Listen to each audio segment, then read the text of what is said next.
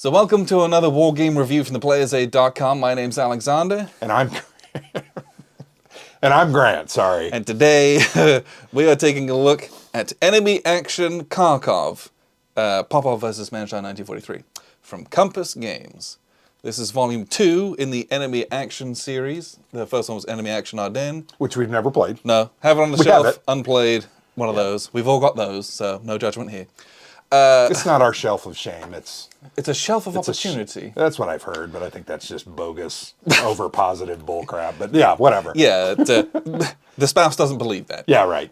So this is designed by John Butterfield, who's a very famous solitaire war game A designer. very famous solitaire. He's made a lot of great solitaire war games. Yes. Ones that we've loved. And the also, D-Day at series from Decision Games. RAF. He also did non-war game, Space Corp, right? Which that was also we really loved. It had an interesting solo mode. I played it. I wasn't good at it, and it was very hard, but it was definitely interesting. And he knows solo games. way more than that, but that's some of the ones that we've played. Yeah. So this is put out by Compass Games. This one was just released in 2022. And so this is our first kind of exposure to the Enemy Action series. Again, I've had it on the shelf, and I've heard about it. Yeah. People ask all the time, well, how is it? Why All haven't you played this? And we're going to talk about this a little bit, kind of a bit more in depth, but John Butterfield designs a lot of two-player games, a lot of solitaire games, but we played this one with the two-player mode. Yeah. Because when you buy this, it's like touted as like kind of 3 games in one. There is like a full two-player version. That's what we played tonight, so that's what we're going to be talking about. Yeah, we have not played the solo version. No, so don't ask. There is a Soviet solitaire version, and there is a German solitaire version. So you play as either one of those sides. And it's like they come with 2 different maps. It's all the same geography, but like... different symbols. Yeah, I'll just show you real quick. So this is the, I believe, German solitaire map, whilst I knock everything over. Mm-hmm. Yes. Like, the map is the same, but it has all these other markings on it.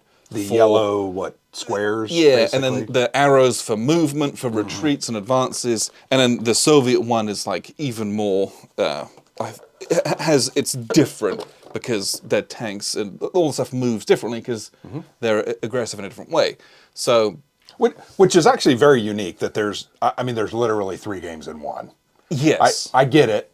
I think we both agreed that it's mainly a solitaire game that has a 2-player mode Yes. added on. And I don't want to say added on because that seems negative, but in this instance, I think both of us decided we'd rather play this solo. Yeah. Sorry, I'm not trying to spoil anything. No, but so that's what this boils down to, right? So this is a hex encounter game, East Front, Battle of Kharkov, lots of tanks, still a good number of infantry, and in the 2-player version, you have this. It's a card-driven game. The cards are also, it's kind of like chit pull if you had a hand of chits, because you don't have ops or anything like that, but you have a series of commands. You can choose one of those to play, and then the dual use part is that you can use them as combat cards for the combat events or tactical events, whatever they call them, combat tactics. Yes, so I do want to point that out very quickly, that they're not events like you would normally think. No. A lot of times in war games, you'll have an event card that says, oh, add 2 to your odds, or add a +1 on your die roll, a +1 DRM, right? This doesn't have that. This has no die rolling at all. No die rolling at all. It uses, I think, a very interesting and unique chit draw system for the damage. But man, it's for the attack resolution. It's for everything. Right. It's very, very interesting. It's interesting, but your events are not going to be like you would think. Yes. Yeah. This was very different than I thought it would be. Yeah. So, you have all of your units on your side, and they're divided into formations. Your command card will activate a formation, or some units in a formation, or, maybe geographically some amount of units, right? That's quite normal, what you would expect. When you move, you spend movement points through terrain with terrain effects. All very normal. Mm-hmm. Then you get into to combats, and this is where this game diverges from pretty much everything else that I've ever played. I don't think I've ever played a game that was quite like this. Mm-hmm. That's the one game that's similar, and we'll talk about that. But basically, your units have combat values, and you want to calculate your combat odds ratio, but you only want to do that just so that you know it. There's no CRT in this game. No die rolling. No die roll modifiers. They gave you a D10. I don't know what it's for. It's not used in the two-player version. It's probably solo something. Yes, but like you never use die rolling in a two-player version.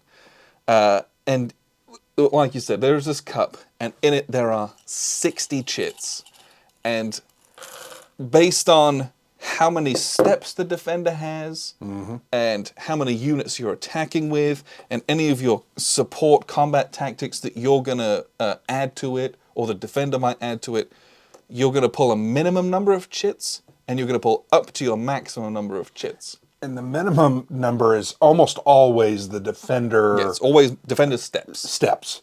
So if you have 2 chits there that both have 2 steps, the attacker who's attacking that stack has to draw at least 4 chits. Yes, and then you can draw a number of chits for each counter That you have involved. Yes. If you have one of the big 3-step units, you get 2 chits for that. That's awesome, but kind of rare, especially as the game progresses. And then you also can draw chits for every tactics card you played as well.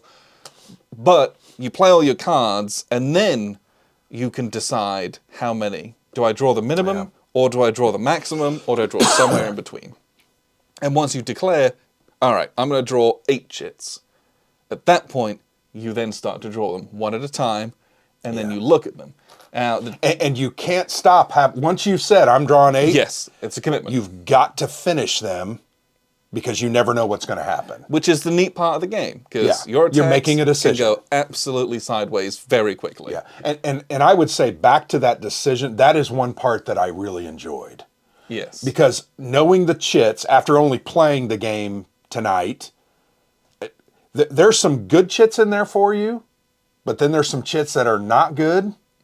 You can't afford to take as many losses as the Soviets as the Germans can. The Germans really can't afford a lot of losses either. You can absorb some losses with retreats and the disorders. Yeah. The problem with that is then you can't do anything with those guys the rest of that turn. But you have to make that decision. And what I found myself doing, the few attacks that I did, a couple of them that were horrible. Yes. And it wasn't bad odds. Some of them I had like 2-to-1 or 3-to-1 odds, and it just did not go well for me. But you have to decide, okay, I'm trying to make them retreat. I'm trying to inflict enough wounds, not necessarily to destroy the stack, but to move them back 1 or 2 spots so you can move up, because you've got to get across the Donets. You've got to get to Kharkov as the Soviets and other VP cities, because you've got to have at least 12 by the end of turn 4, yeah. Or you're going to lose. Now, this was in this scenario that we played. We played the 6-turn scenario. Right. It will get... The threshold changes a little bit based on... But I like that you had to make that decision. And I like that you made that decision and then had to follow through with the decision. Yeah, and seeing the consequences. So you draw these chits, and every chit has 2 sides. And you apply the side that is applicable to the combat. Yep. Sometimes both are applicable, in which case there is a little P for priority, you go with that side. Or sometimes neither side is applicable, in which case it doesn't do anything. Yep. And But it counts as one of those drawn chits. Yes. So that's key. You're drawing these chits and you go and you go. So some of them it says, if this is clear terrain, A1, D1. Attacker takes a loss, defender takes a loss. The other side is, if it's in a city, or if the attack is outside the Soviet support zone, its defender takes -1 loss. So it can cancel out a loss the defender's already taken. And so you can keep going through all of these. Sometimes it's like, who's got artillery? Did you play the artillery card? Right. Who's got Air air power. power? Did you play the air power card? Combat engineers. And then only a small amount of them have any reflection on the combat odds. Yeah, some of them say like this one I just pulled, greater than or equal to 7-to-1 odds. That doesn't happen a lot. No, it can, but yeah. But when it does, the attacker loses 1 less. It's like a free loss. Yep. It'll cancel something cancels out. out a loss that you were going to take. And the defender, because they're overwhelmed, they're going to lose 2. Then you flip it over, and it adds flank attack. Some of them add like less than 3-to-1. If it's a flank attack. So one of the sides of this one chit relates to combat odds. Yep. That's just an indication of, you can add up all your combat odds, but your combat odds rarely have a significant impact in Right. combat. They can do, and when they do, it's really nice. Or But, bad. well, yeah. Or bad. How many times did I have a positive chit that was based on combat results? Out of all the chits that we pulled, it was about 3. Yeah, 3 or 4 maybe. Actually, that very last attack that you did, I think you had like 3 a couple, of those. Yeah. And then that was a good like draw. a couple other attacks, I had them, but there were in the hundreds of chits that we've pulled in this game. So few of them were combat odds that were impacting the, because half the time Yeah. it was like, do you have 8 to 1? Yes. Do you have 7 to 1? No. Like it Yeah. was like, okay, we're attacking at 2 to 1 here. We're like not even. And I felt like most of the odds it was 2 or 3 to 1.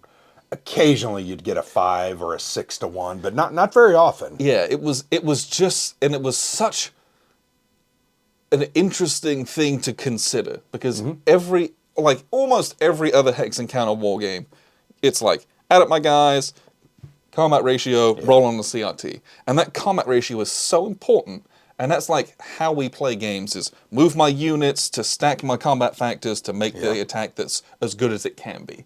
You cannot do that in this game. It is... You can't on the odds, but I would offer this. You can on some of the conditions, right? You mentioned the flank attack. Yes. If you move a unit into that flanking position and are attacking with it as well, there's a 6 or 8 chits in that 60 that are up, but it's not probably very, 4. right? Like, but if you let's say you played an air power card, you had artillery already because you were Soviets, Yep. and then you did a flank attack. All of a sudden, you've expanded your and you had 6 to 1 odds. and you've expanded your options of chits out of Yes. 60 that are going to do something good for you, probably from 10 Yes. to 20 or 25. Now, that means there's a lot of bad chits, but I think there is some of that thought that I put into my attacks, but it's hard to do. It's very difficult, and it's very resource intensive. It is, because you got to use your cards. Yes, and so that's the thing. I think a lot of other Hex Encounter war games are much simpler in that way. Oh, let's get some combat odds ratios, do them, done. Here it's like, it's not enough to just have odds. No. You have to try and get them into the clear terrain, trying to add how many of my cards, which are limited, do I want to play? I could play an artillery, I could throw in an air power, I could throw in a combat engineers, but guess what? Now I've used up 4 of my 11 cards. For the entire turn. And now I'm going to be out-activated by the opponent if I do Right. that. And that's obviously very bad. And so there's all this decision-making, and making it work effectively is very challenging. So half the time it's like, you just pull in some chits and it's like, hopefully I don't kill myself. Yeah. And there were multiple attacks where I had like a 2 to 1 odd. I was like, oh, it doesn't really matter. But then I would attack and it's like, holy crap, I just butchered myself. Yeah, sometimes it would be so, like, you could gamble at 2 to 1 and you could pull it off, or you could get absolutely mullered. And Yeah, it's like, what are we doing?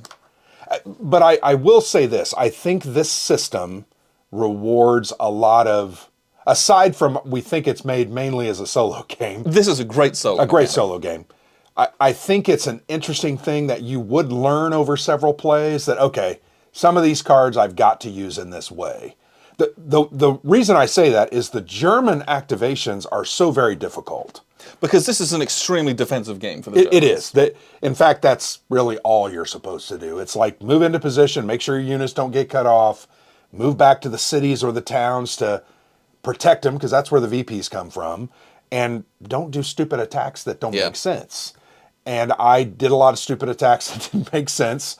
I got into a position where I got cut off a little bit, and then basically I left my left flank completely undefended. You crushed it and kind of bolted for Belgorod, and it's like, oh, okay, you were in striking distance of Kharkov, and all of a sudden it was... There, you get the snowball started effects, to snowball. So I think I'd have been way more defensive. I might have even pulled back to the river, not worried about... But I was trying to delay you. I mean, that's... You want to take 2 or 3 turns to get there. But yeah, and it's how much do you sacrifice in doing that? That's how much can you always the question. Yeah, how much can you really lose? And frankly, as the Germans, you just want a force that has a couple of counters in each stack, because then you can mitigate some of those losses. I like that the system, you can absorb losses by retreating. I always like a game where you can do that. I enjoy that. It's an interesting strategic decision. Sometimes I was like, nope, I got to take that loss or that unit's going to get cut off. And sometimes I did that. But I did enjoy that part. I thought that was well done. I always like a game where there's a choice in what happens. Yeah. I think about some of the World War I games we played. Do I take the extra loss to force you to take losses, or do I retreat and not take a loss? In this one, it's a similar thing. That was Soissons, I think. The decisions game. in retreat are always interesting. Yeah. In most games, it's just like, move back towards your supply area. Okay, thanks. That's great. Which is fine, but being able to stand fast and take the extra loss. Yeah. There's some that's one of the things I like about things in Simonich's games. You can do the desperate defense. It's very specific about how you do it, but you can do it and end up ultimately winning. The other thing I liked about on the defensive side, and I'm not sure I figured out how to properly use them, was those improved positions. You can build those if that unit doesn't do anything that turn. It doesn't give you any combat power. It doesn't change any of that. It allows you simply to absorb a loss. An extra loss, yeah. And once again, opens up 3 or 4 chits in the cup that say, oh, if you have an improved position, the attacker takes a loss. You know, that kind of thing. So I would have used those a little differently. I thought I might give it another go. In a game like this, which had surprisingly few units in it. Yeah, the counter density was not very high. Like, it was a sheet and a half of pre-rounded counters. It's not a ton. But the improved positions, it's also like, is this a poison chalice? Because I'm going to stick in it and get surrounded. Like, there's always that part of it, which is always fun and interesting too. But that's what I'm saying. I think if I could have planned some of those out better, created a more fortified line with some of them. Now, as the Soviets, I don't think you ever want to build. Very rarely do you want to build those. And they can at most build one, whereas all the German units that activate can sit there and just build them all. And you can't build them in cities or towns because they already do that effect. Yes. That would be overpowered. Man, if I could build an IP in a city, I'd not lose 2 losses. Wow. But overall, I think the situation was interesting. I was a little disappointed in the pace of the game. This is a long game, yeah. It is a long game. Part of it is because you're drawing 6 to 9 chits every time you attack. Yeah, and it's like every combat, you're sitting there pulling a chit, looking at both sides, resolving it. Yep. And you're going to do that like minimum 4 chits. When it takes maximum like a minute or two to do that. So you're doing 2 or 3 combats per big activation card usually. Yeah. And so on the big, I think 10 was the most chits we pulled. Yeah. But like that takes a long time to go through that. So it does. It's much slower than rolling a die. But that's why you think. Yes. Why is that? I think that because this is a solitaire mechanic. There you go. So in a 2-player game, I want the pace of the game because I care about us being bored and wasting our time, right? Right. If it's a solitaire game, I can sit here and take as much time as I want, so I care a little bit less about it being a bit slower of resolving all that. But what this does is it removes a significant amount of you being able to perfect your odds and outgame the AI, which is like boring, and that's not what solitaire games are about. Yeah. The combat results, I cannot tell you how unpredictable they are. Yeah, they're very unpredictable. You can get yourself into the best position with great odds, and you can still lose. And and it feels gross. Yeah, it does. Yeah. And that's great for solitaire play because you can never know the outcome of a combat. You can give yourself as much assistance as possible and be pretty sure about it. But you can never be 100% sure, which, if you're playing, like, other Hex Encounters solo, you're like, all right, I got myself 10 to 1 odds. Cool, I did. And now I exploit this. It's done. 10 to 1 odds. Oh, I rolled a 4. In this game, you're drawing 6 to 9 chits, and it just takes a long time. Yeah. It doesn't mean that it's not interesting, but I think it is better made for a solo game. Yeah, slow in a 2-player game, but it's also, fun because it's harder to outwit and just reduce the game to numbers against an AI bot, which that's not for me. I don't find that interesting. Yeah. So it would be good for that. So what I will say is this reminds me a little bit, this system of a solo game. Oh, I can't remember who did it. It's called Battle for Ramadi. Do you remember who did that? Tiny Battle Publishing. Yes. They're making a new one. I never played that one. Yeah. But that one, it was you'd go in for an attack, and like all the forces were faced down, and you'd like pull a bunch of different assets from chits, and like that's what was there. So in a similar way, you could never game it because you never knew what was there. Yeah. This has a similar. It's very different, but it's a similar type of feel where it was like the combat is so unpredictable. It really is very unsure. You could have an amazing combat. You have a terrible combat. You could have everything in between. The other part about the game, and we mentioned this earlier, the card activation. Yeah. It in some ways models a chit pull for activation. Yeah, you're limited by what you've got. Right, but instead you have a card that does have multi-uses, right? So I found that sometimes, because the Germans, I found, you only have like really 4 good formations and you have like 2 that are not good. You're just going to use those as plug-in holes. And once you build an improved position, you know, that card becomes almost obsolete. I struggled with that because I thought to myself, being on the defensive, and I'm really not doing things with several of my cards. That bothered me somewhat. It didn't bother me in the respect that I wanted to be the winner, or to. I just found myself sitting there. Okay, I've got my blue formation here that's in a hell of a good position.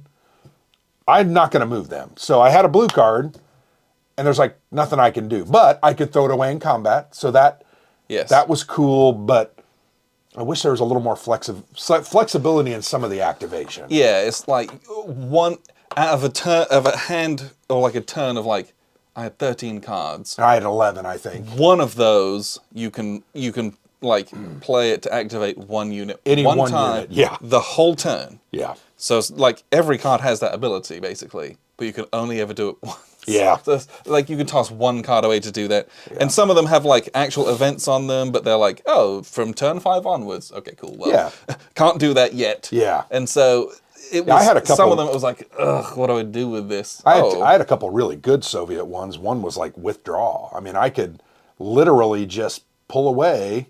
Yeah. After I've wasted all my combat cards. You still throw your combat cards out, and I'm just, hey, I'm out of here. See ya.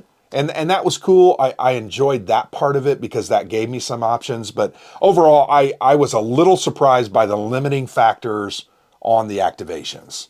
I felt like you had a lot more options. Yeah, but I'm also the aggressor in this game. You are, absolutely. So I had more units and was able to was like, okay, got to make some progress. Yeah.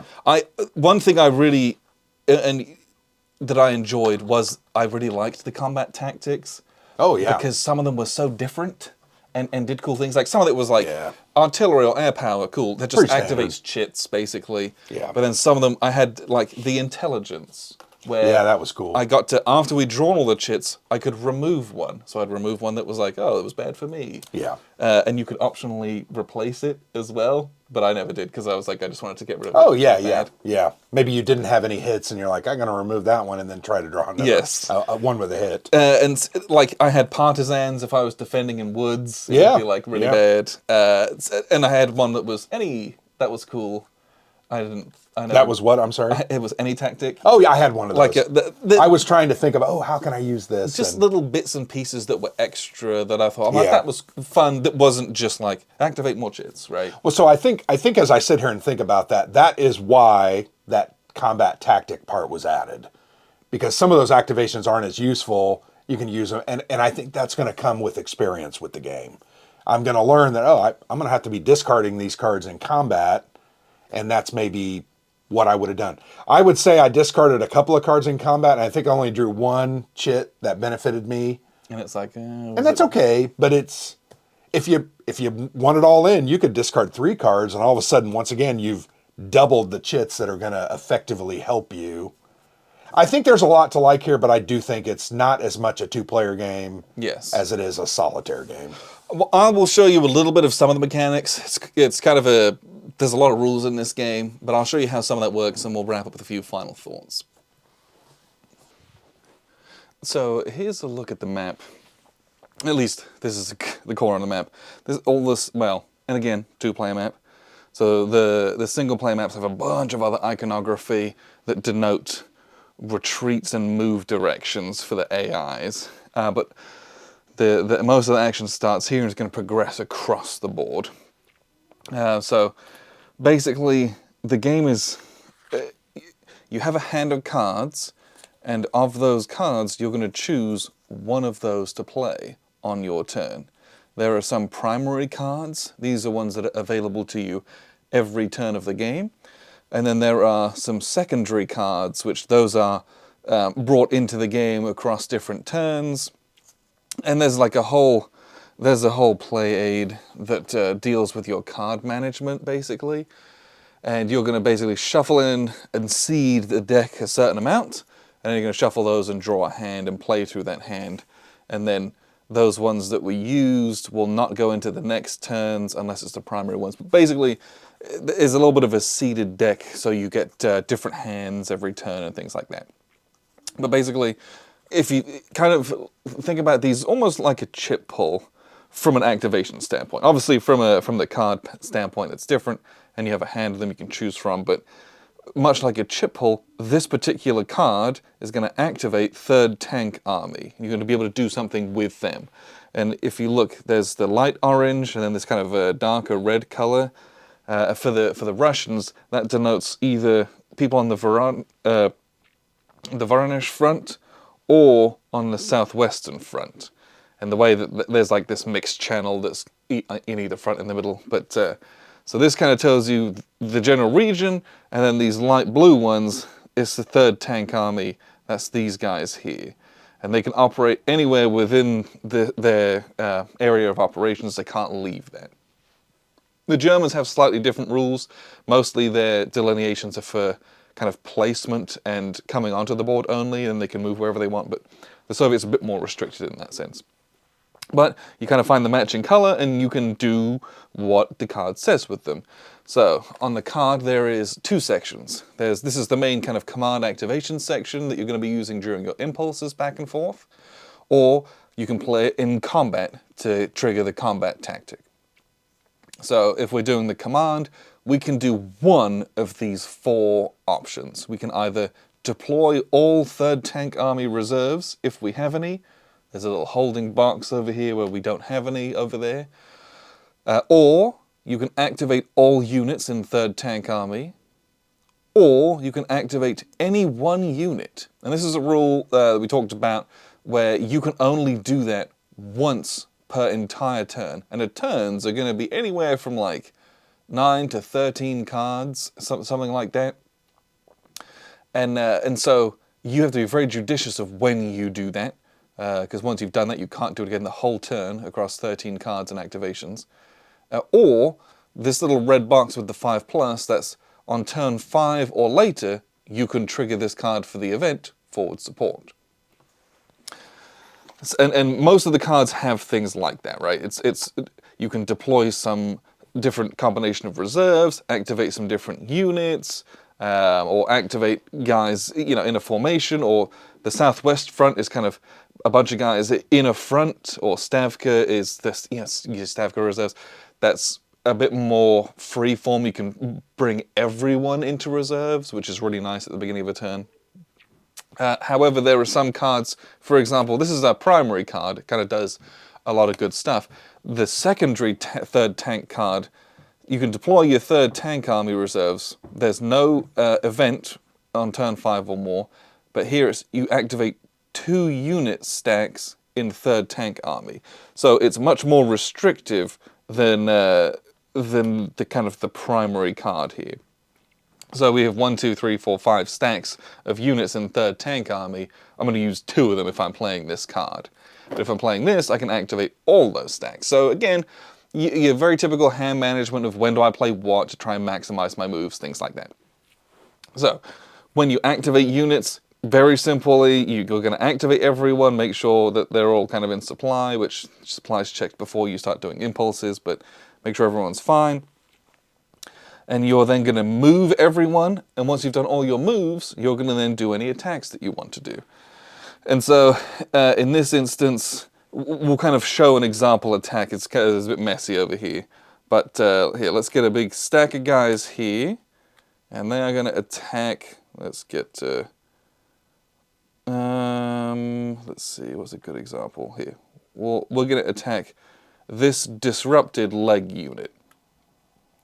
And we're going to get rid of our leg unit. We're going to attack it with, let's see, this is a 5 here. We're going to attack it with just this tank unit. That's what we're going to do. We might go through a few examples because it's very interesting how it works. So we'll keep our little disrupted marker next to it. That's very important.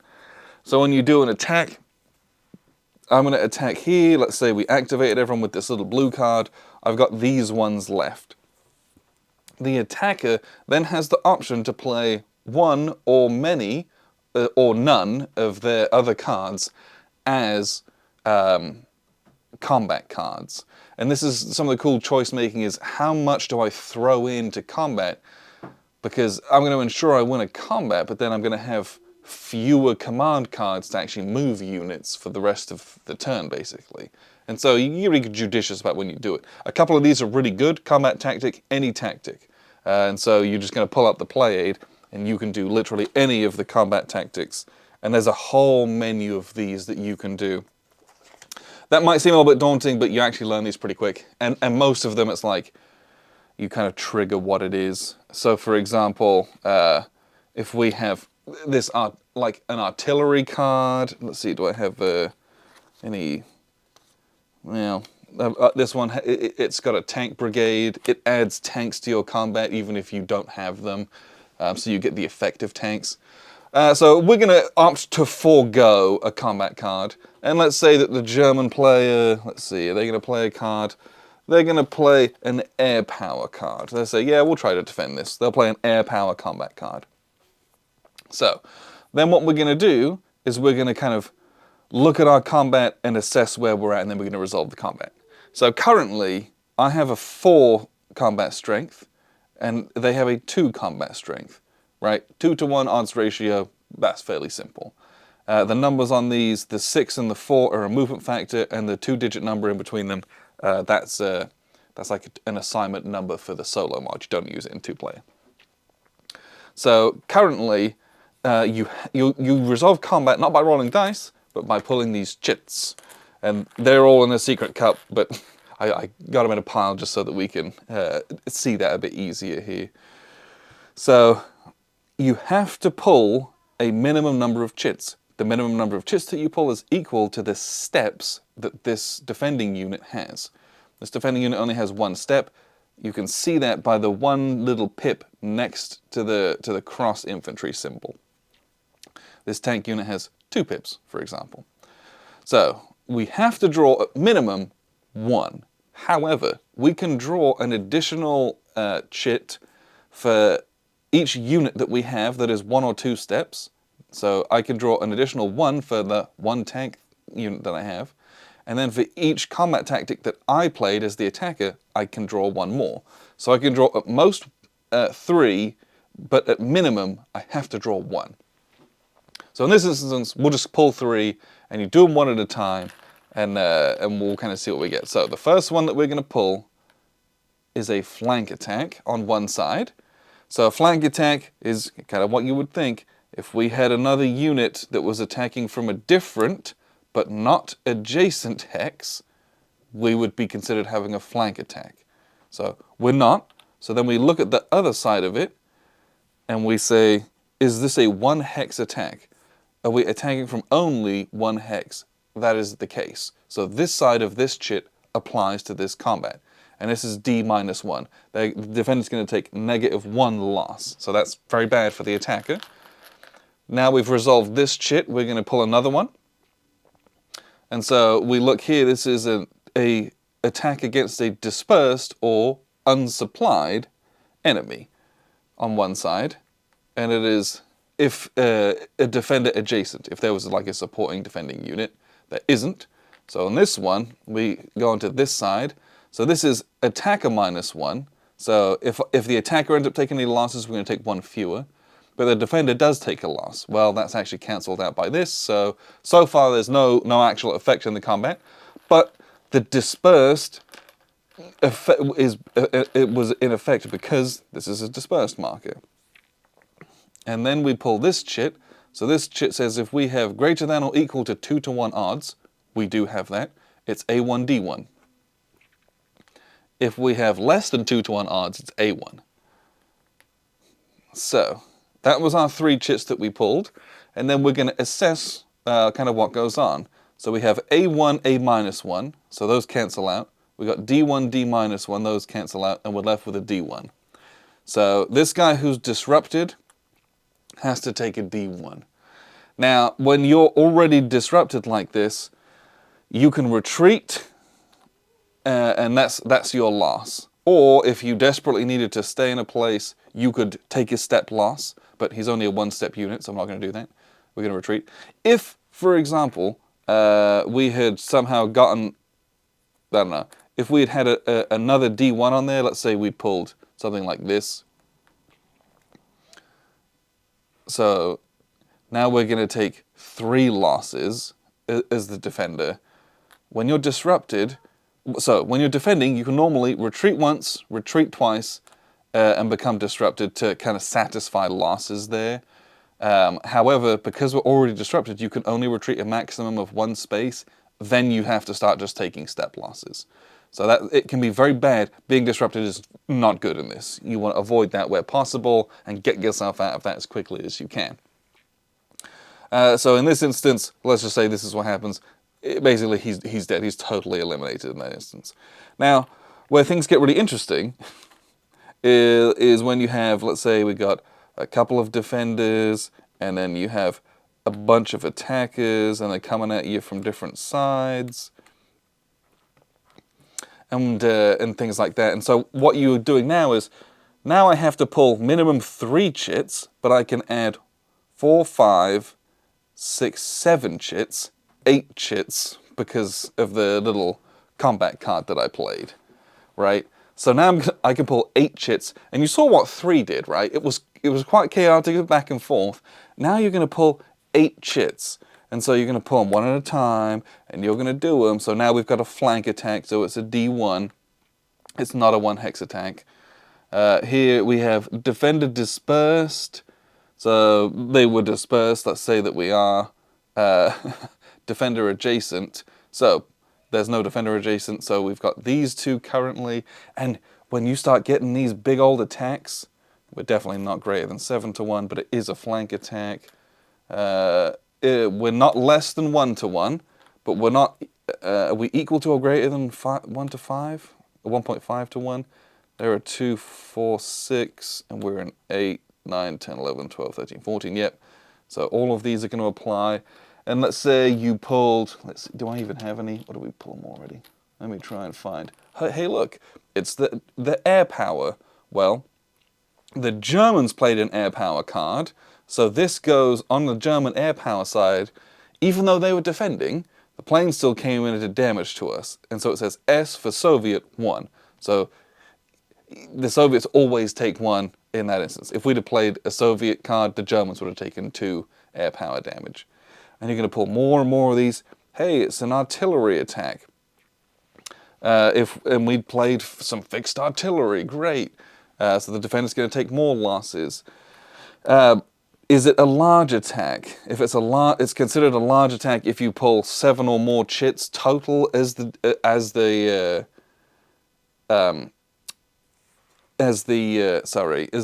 Soviets, or 6 or more as the Germans. That's who's playing. And they pull this shit that says if it's less than 3 to 1 odds, the attacker takes a damage. If it was greater than or equal to 4 to 1, it'd be 1. So some of these are really not very good. And then you're gonna add up all of these. So we've got D1, D2, D3, D4, D5, D6. So we're gonna do a lot of damage to the enemy. But we're gonna take A1, A2, A3, and then S1. So we've got A4. It's A minus 1, so we're A3. So even though we're going to do a ton of damage to these guys, we're going to take a ton of damage as well. And it's really gross. You have to take, as the attacker, you have to take your first damage on an armor unit or on a 3-step unit. So we have to take 1. So that was 1 of our 3 damage that the attacker has to take. The next 2, so A2 and A3, we can take by disrupting absolutely everyone, and that's going to satisfy that.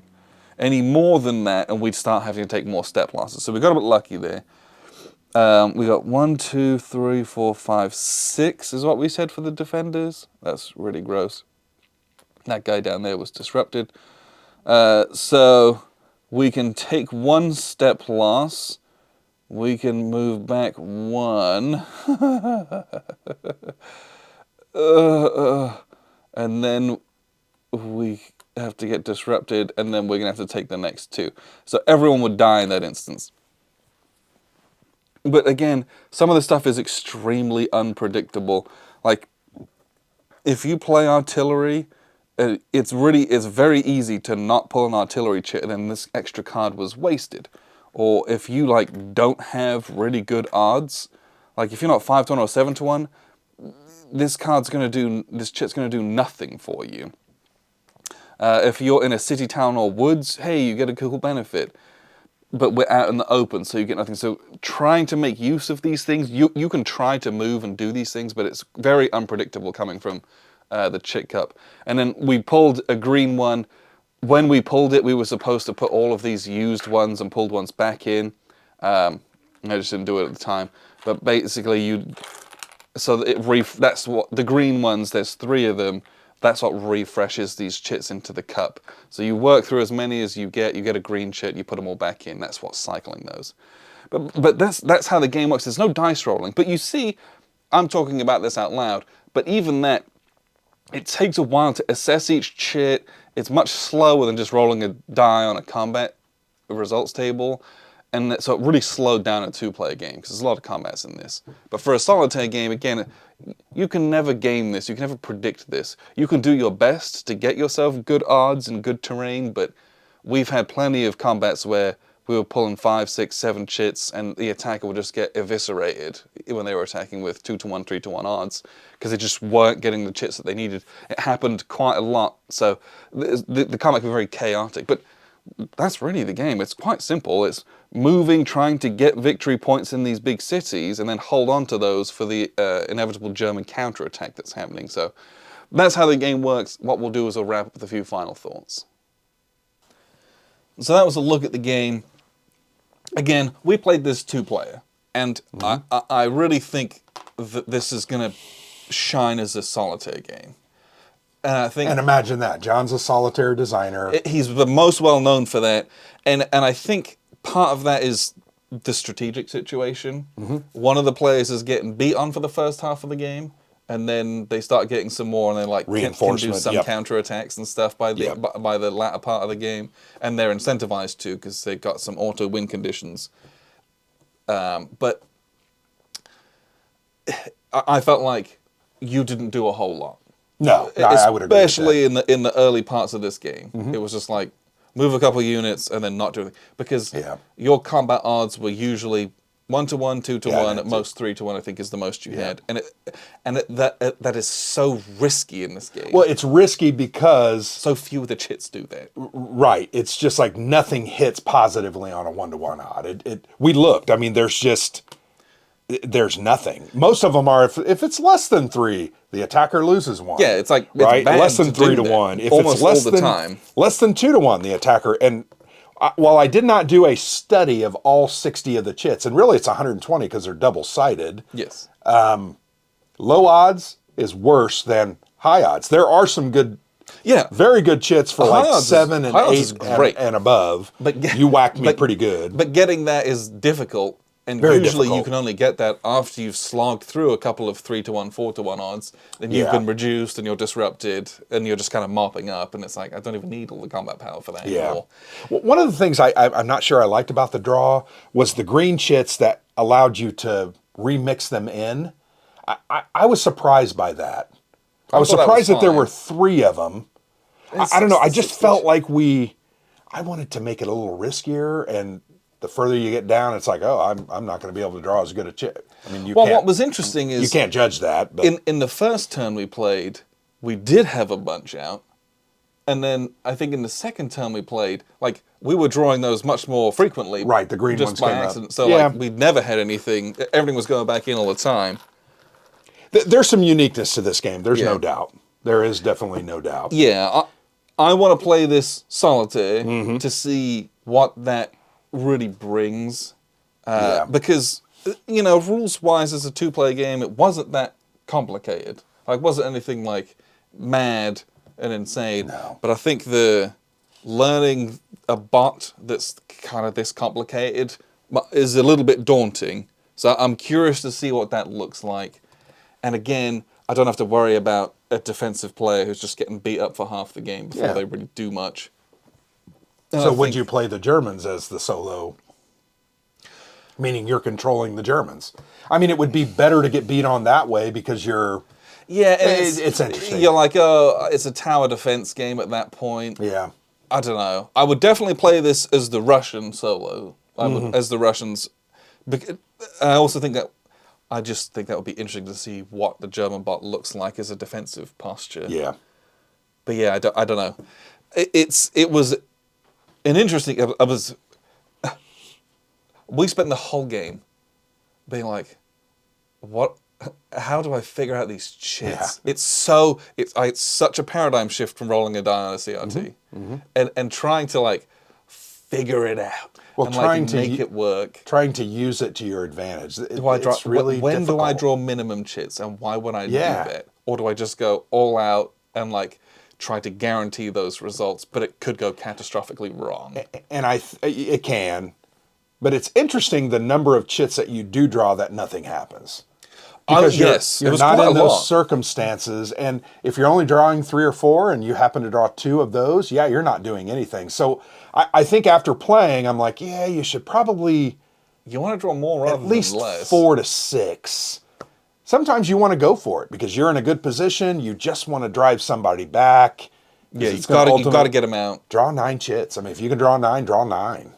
Play an extra card so you can draw a 10th. I drew 10 one time, and it didn't work out for me. I think I did 1 damage to you, and I took 3 maybe? Yeah, something which was a stupid. little disappointing, but I'm not sure you're going to be able to game that cup, and that's part of it. Yes. Right? That's part of why it was designed Which is that way. exactly what you want in a solo game, because you can't beat it. You can't figure out the puzzle. Right. You will never have a perfect knowledge to be able to defeat that.